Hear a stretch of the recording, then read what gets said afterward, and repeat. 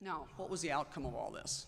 If you look at Europe, well, we know some of the history, but the outcome was, at first, the governments, those three governments, they safeguarded business. The big businesses were safeguarded, and we avoided bankruptcies. Now, I would say we're in that phase today. That's what we've done. The government has propped up companies to avoid bankruptcies.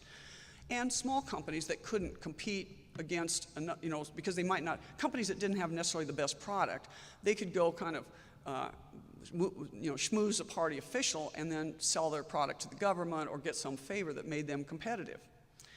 But ultimately, and this is my point, is that ultimately, all the money that they gave, and I'm sure some of those businessmen did the same as I hear businessmen today, that I'm going to give political cash to all parties just in order to try and be in favor with whoever wins. These guys did it too. They gave out lots of money to these parties, and ultimately, they even before the real bad times came on, they lost their economic freedom. And then as things got worse, not only did they lose their economic freedom, in some cases they lost their real freedom. They lost the lives of their children. We know how it ended. In Europe, in Italy and Germany, it ended up with progressive economic and social oppression and war. Now, what was the best outcome?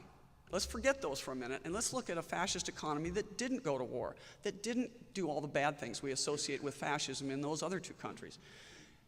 Franco had a fascist economy for over 20 years. But one day in 1954, for some unknown reason, Franco woke up and he said, you know what, the rest of the world is coming out of the war and doing better, and we're still kind of in the toilet here. What's going on?